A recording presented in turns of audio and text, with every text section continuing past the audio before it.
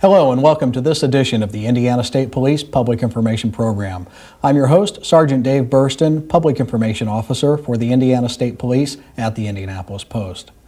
Today I'm very happy to have as a guest, and it's kind of funny calling him a guest because he's actually my boss, Superintendent Melvin Caraway, and we're going to be talking about some dramatic changes that have occurred for the Indiana State Police that affect not only state police officers, but will have a direct effect for all of the citizens of the state. So please stay tuned. We're going to be right back. Don't go away.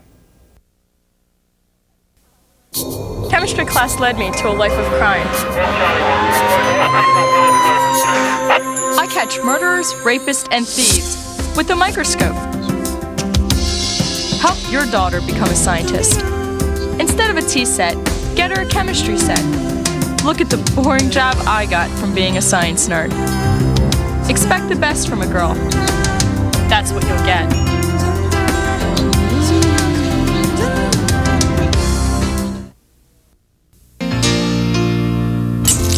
"20 kids. For 1 hour a week, you leave your concrete world of flip phones and faxes and talk to 20 kids about how business works.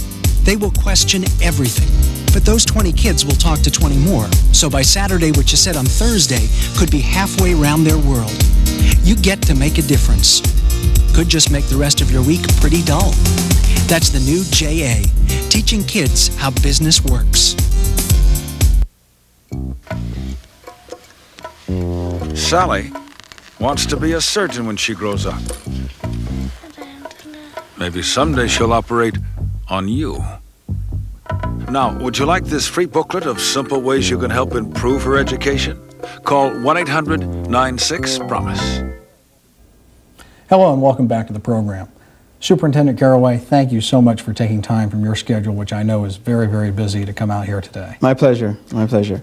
A lot of changes are happening for the state police, aren't there? Yes, there are. Yes, there are. And this is really, a lot of people may not realize that this really all started back in January 13th. That's right. That's right. And tell us a little bit about the how, the why, and the what is happening with the Bureau of Criminal Investigations. Sure, sure. You know, Dave, when we started back in January, we worked very hard on our vision, priorities, and goals, talking about what we wanted the Indiana State Police to be for the 21st century. We could not talk about the Indiana State Police without looking at our wonderful history of being an investigative unit across the state. A lot of times we're called in to investigate those high-profile cases, to help out in communities where there's not a local enforcement entity that's there to help. Probably comes back to the days of John Dillinger. That's exactly why the state right. police was formed in 1933. Exactly. So we could not talk about being premier law enforcement agency for the 21st century without taking a closer look at our investigative arm. And what we've done is by creating this Bureau of Investigations, a criminal investigation, is to respond to the needs of the citizens of the state. Now, when you talk about the needs of the citizen, that's because the department did something that I think is unique, even being a member of the department, Sure. is you actually commissioned an independent study and survey of citizens. Right. We're as I've said on your previous shows, we're not in the business of making things, widgets or doing anything other than providing service. And that's what we do. So what we did was we went to our customers and we asked them, what is it you'd like for us to do? What is it you'd like to see more of us involved in? What would you like to know about the Indiana State Police and that service that they're providing? And you know, they came back, 80% said they wanted us to be aggressive in their communities and in their neighborhoods in fighting drugs. Drugs are at the forefront of everybody's mind, and especially, we look at national crime trends and they have gone down, but when we look at some of our own local trends, we've seen an increase, especially juvenile crime and drugs. That's exactly right. Juvenile crime has been on the increase, and violent juvenile crime has been on the increase, and in some stats that I've seen have increased to the neighborhood of about 37 to 43%. And being more violent crimes. And the reason a lot of enforcement and criminal justice participants believe, practitioners believe, is because of drugs. Now, with what you learned from the survey and from the citizens' input, how has that impacted some of the recent changes for the state police? Well, the Indiana State Police Investigations Division was organized to the districts. There was a detective or a commander in charge of investigations inside that district. There was a lot of bureaucracy and red tape. If the average citizen would want an investigator involved, there would be a chain of command that probably rivaled anything that ever existed. Several layers deep. Exactly, to get that investigator involved. Now, that's not a discredit to anything that the district commanders or the investigators involved in. That was simply the way that we're structured. So that's not to charge them with any blame or anything like that. So what we've done was we've removed a lot of those layers to allow for our investigators to respond much more efficiently, much more effectively to those things that are happening. Likewise, they were bounded by district assignments. They had a county or an area which to work. With this centralizing of our efforts, we'll be able to go anywhere.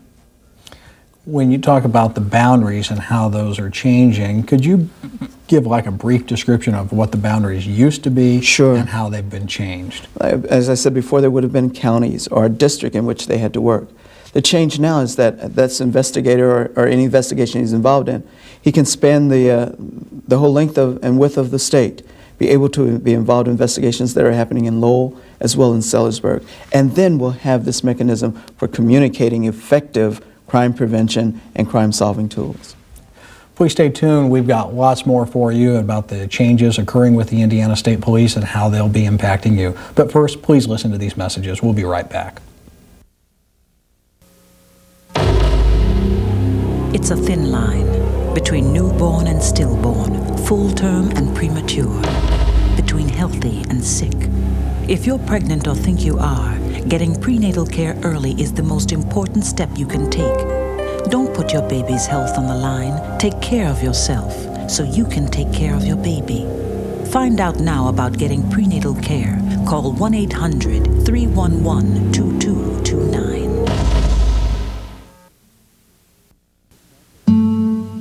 Picasso painted the old guitarist during a period of depression that lasted 4 years, his blue period.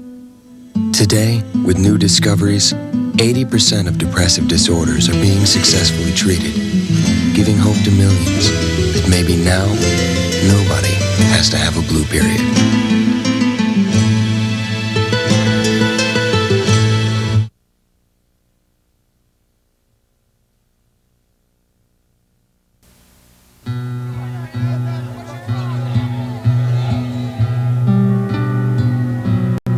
In America, you are not required to offer food to the hungry or shelter to the homeless. There is no ordinance forcing you to visit the lonely or comfort the infirm.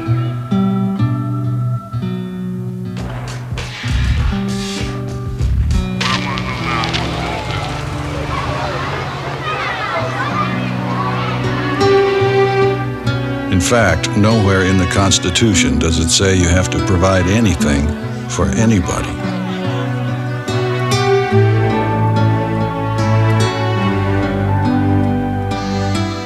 Thank you for all you've given. Imagine what more could do.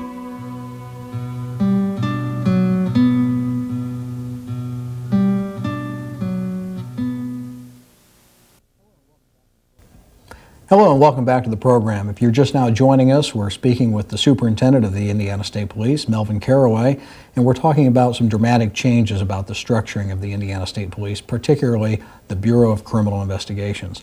Superintendent, before the break, we were just talking about how there are not going to be geographical barriers as in the past. We had the districts, but now really our only barriers are going to be the state lines. Right. Can you give an example of how investigative teams may be working in the future as compared to how they did in the past? Sure.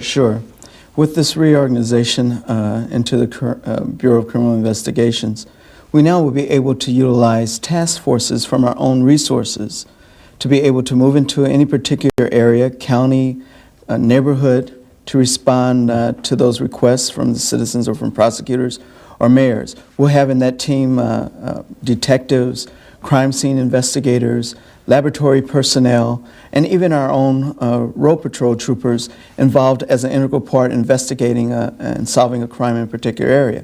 Whereas before, it simply was that detective, and when his workload or his caseload permitted, he then utilized whatever resources that he had. One person can only handle so much. That's right. And that's, Sergeant Burson, you really hit on a very good point.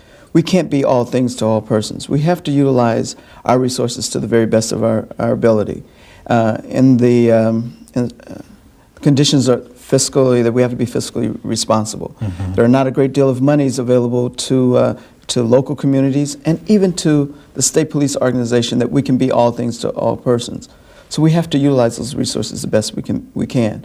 And I believe this reorganization is going to help us do that. Well, another point that I think it'll help, where we have so many communities around the state, and some of the smaller departments, while they perform excellent services and provide very good services, that's right. Occasionally they may have, unfortunately, a horrendous crime that may exceed their capabilities. That's right. We're not in the business of competing with them, and I don't think that we can compete with those agencies. It's about solving crime. It's about being a support and a help to those local communities. The Indiana State Police can provide that and has always done that since its inception. Now, another question that some viewers may have, and maybe even our own department people may have, sure, is with this restructuring, has it used additional people or less people, or is it the same amount? There is no fiscal impact. There is no removing troopers from the road. Where it does help, particularly as the Lives for Investigation, creates a legitimate career path for investigators that had not existed before. And I think our people really want that.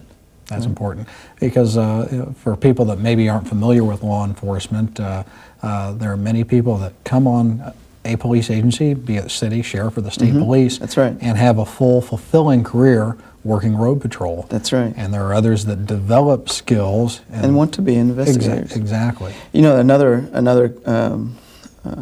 interesting part of this reorganization is the support that our civilian contingency is going to be providing. We have intelligence analysts that participate in this. There are individuals involved in the Cops More program. You need to tell our viewers what that is. The community policing package of our efforts. There's also the communication arm that's going to exist between what has been traditionally that patrol or that field operations side and that of the investigations, to make certain that the communication still exists between those commanders. A lot of people are going to think that we're moving towards a highway patrol. Well, you read my mind. Because some people might, because people may think of the GBI, the Georgia Bureau of Investigation, or Ohio, and Illinois, I think, has also. But that's not the case. This is different. Now, what we're taking is the best of both worlds. Our investigators are good. Our road troopers have just that same ability to investigate crimes. And they will have that ability to do so. That's exactly right. And I can draw back on my own experience. As a matter of fact, my big contribution to investigations was tracking a check fraud suspect. 22 states. Yeah. Well, we were working the road together at the same time. I remember that. Right, and he was passing those bad checks, and people scoffed at me. It took me 6 months, but I did catch him. We're going to have lots more for you, so please don't go away. It's great having the superintendent here, and I hope you enjoy the program also. So we'll be right back after these messages. Chemistry class led me to a life of crime. I catch murderers, rapists, and thieves with a microscope. Help your daughter become a scientist. Instead of a tea set, get her a chemistry set. Look at the boring job I got from being a science nerd. Expect the best from a girl. That's what you'll get.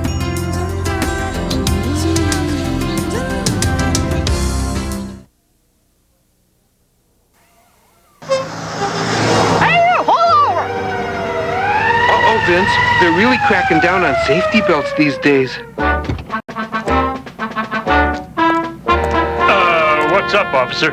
I'm giving you a ticket for committing an 811. Safety belt violation. Compliments of Barney Fife. We never wear safety belts. We're dummies. Weisenheimers. He gave us a ticket. Man's got to do what he's got to do.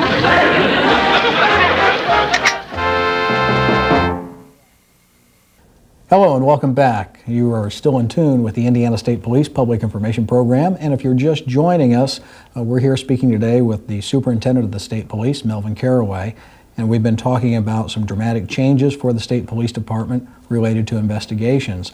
And now I'm going to put my job security online, and I'm going to ask you, Superintendent, that there's this big rumor by troopers, and I'm not sure many citizens are aware of it or even how much it will impact them. But I understand there's a potential redesign of the state police car. Sure. One of the other things we asked about was how will we demonstrate to the public this new philosophy of the Indiana State Police?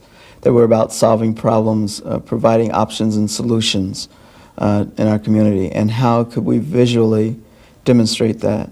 And so we talked about redesigning our vehicles.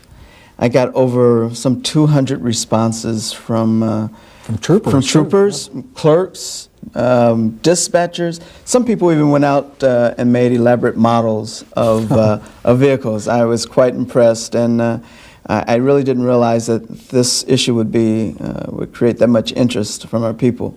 But you know, change, I think what it really addresses is that of change. Change doesn't come easy to people, but when you put it into the format that it demonstrates a movement towards a goal, our vision, priorities, and goals, people will respond, and they respond in the most appreciative and explosive way. And we had a group who took these 200 submissions. They narrowed them down to about 12, then to about 5, and then to finally to a and those two have been on display that's right. at the headquarters garage in Indianapolis. I went around to each of the districts, and I asked our troops and our clerks, everyone, which car did they like, and they voted for each of the cars. And okay, you're keeping me in suspense now. Hopefully by the airing of this show, maybe they'll get to see what car that is on the first tape of this show. But believe me, it wasn't something that I selected. It was selected by our people, by our troops, by the Indiana State Police family. And it's a design that the citizens of the state can be very proud of because it expresses an individualistic appearance to the Indiana State Police that says we're moving towards the 21st century. It explains integrity, service, and professionalism. And something that's always, because there's always skeptics, they're wondering again, what's the financial impact? And it's really minimal to none, isn't it? Yeah, there's no fiscal impact. So we can rule out the sparkling metallic green or anything like that? Yes, okay. In fact, the final two decisions came to be a white car and a black car. And probably if your viewers saw the opening segment of this show, they would have had a chance to see the car. Ah, well, that may, boy, now you're putting me on the spot. Good job of turning that one around. So, now, okay, I'm going to change the subject real fast here. So, good job. Something else that is happening, now some of the viewers, this is airing in December, and there is a special first of its type conference coming up. Let's talk about that. Thank you very much. In December 8th and 9th, we're going to hold what's called the Governor's Summit on Integrated Law Enforcement. It's going to be held in Indianapolis. Invitees include some 800 to 1,000 public safety chiefs, law enforcement, prosecutors, judges, city, county commissioners, and mayors and the like, to come together to talk about those issues as they relate to public safety. What works in your community, what doesn't work? Where does technology become involved in solving crime or helping an agency become efficient in fighting crime? What brought this about? Oh, Dave. I believe that the way problems are solved is when you begin to include people. When I was hearing discussions that we all had the same problems, and I wanted us all to get together to solve those problems. Let's talk some more about what's going to be happening at the conference when we come back from this break. But first, please stay tuned for these messages, and don't go away for our last segment here with the Superintendent of the State Police. We've got lots more for you. Someone once said, we all come into this world alone, and we leave the same way.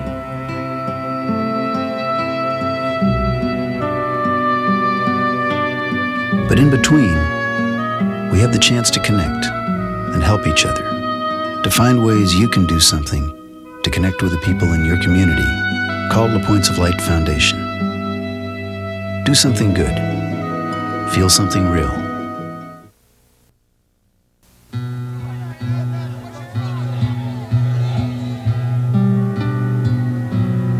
In America, you are not required to offer food to the hungry or shelter to the homeless. There is no ordinance forcing you to visit the lonely or comfort the infirm.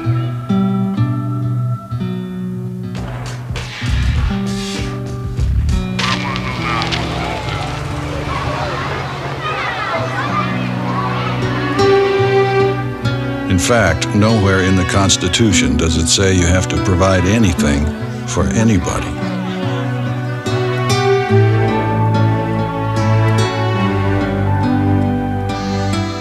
Thank you for all you've given. Imagine what more could do.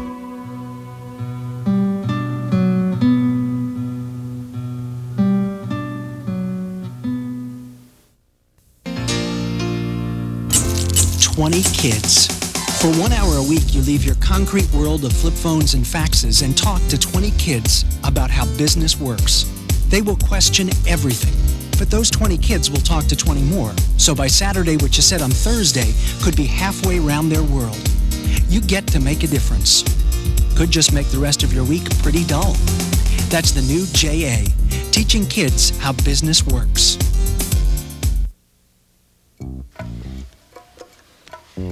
Sally wants to be a surgeon when she grows up. Maybe someday she'll operate on you. Now, would you like this free booklet of simple ways you can help improve her education? Call 1-800-96-PROMISE. Hello and welcome back to the Indiana State Police Public Information Program. If you're just joining us, our guest today is the Superintendent of the Indiana State Police, Melvin Caraway, and we've been talking about a number of issues. Earlier in the program, we started out talking about dramatic changes for the state police, specifically the Bureau of Criminal Investigations, and we've been talking a little bit more about the upcoming change for state police vehicles. And right now we've just are ending up, we're going to kind of do a wrap up of a little bit of everything, but also a little bit more on the summit that we were just talking about. Sure. This law enforcement summit, as I said, is the 8th and 9th of December. It's going to be a very good opportunity for public safety, chief of police, sheriffs and the like, to come together to hopefully create a system in which we can share information about crimes, to help solve crimes in our communities much faster. To come to understand there are some technologies out there that can also help us to be more efficient in our You're bringing up a key responsibilities. point there with the technology, because there's actually going to be technology vendors at this event. That's a very good point. We're all running into the same issue, dollars. It costs dollars to get new technology into law enforcement agencies. I believe if we get a technology that all of us will share, then we can drive costs down as well. What would be some examples of those types of technologies? One would be a communication system in which we'll be easily able to talk, a unit from Evansville will be able to talk to a unit from Fort Wayne, or utilizing computers in the cars to run records checks, motor vehicle license checks quicker, and to send messages back and forth, faxes, digital data, pictures of suspects and the like. And some people may ask, why is that important? Why do you have to do it that way? And it's because, as you mentioned before, the criminal element is getting smarter. They're carrying scanners. They listen to the police calls. And there have been cases where people have broken into businesses and they've had police radios monitoring to see when they're coming. What I think your viewers can understand even more is that technology has been changing rapidly. Law enforcement has not had the opportunity to plug into that change in technology to meet our needs, to help in fighting crime. So this, hopefully this summit is going to help us do that. Now, after the summit, now I'm going to go ahead and go out on the That's limb all right. because I know the summit's going to be good, and I want to tell our viewers Sure. that they can look forward to, and probably in January, we're going to do a program about the summit and what was involved there. Great. So they'll have something to look forward to. Good. Where else do you see the department moving on through the rest of this century and on into the 21st century? I think there needs to be a seamless flow for law enforcement. Yes, there are some problems that are happening in law enforcement, that not just in Indiana but across the nation. But there needs to be a seamless flow of sharing of data, information, to talk about those efforts that work to solve crime in the communities, so that citizens, again, can feel very safe coming out of their homes, shopping in their neighborhoods, and kids being able to walk or go and play wherever they want without fear of having illegal guns in their community or having robbers and car thieves as an epidemic in their neighborhoods. So that's where it needs to be going towards the 21st century, that information can be shared from Evansville to Lowell, from Fort Wayne to Sellersburg with no problems whatsoever. So there's a whole lot of exciting new things that are you going to be bet. happening, and it's got to be a very good feeling for you as the head of an agency to be part of this. I'm excited, and it's just not a Mel Caraway State Police effort. It's an effort from all the law enforcement community, public safety community in the state. We're finally getting a handle on working together and solving the issue of crime in our communities. And that really illustrates the whole purpose That's right. of the summit. And I guess I would ask, do you anticipate that there will be more meetings of Yes, all definitely. the heads of agencies? This is just the first. So this will is become just an the first. annual event? Oh yes, you'll hear a lot more coming from this this integrated law enforcement committee. So, Superintendent, I certainly appreciate so My much pleasure. you taking the time. My pleasure. I know what a busy schedule you have. No problem at all. Ladies and gentlemen, we certainly hope that you have enjoyed this edition of the Indiana State Police Public Information Program. And those of you that have watched the program before, you know how it's going to end. When you're done watching this, or the next time you're in your car, please remember to buckle up. The life you save may be your own or that of somebody you love. Till next time, take care. Bye-bye.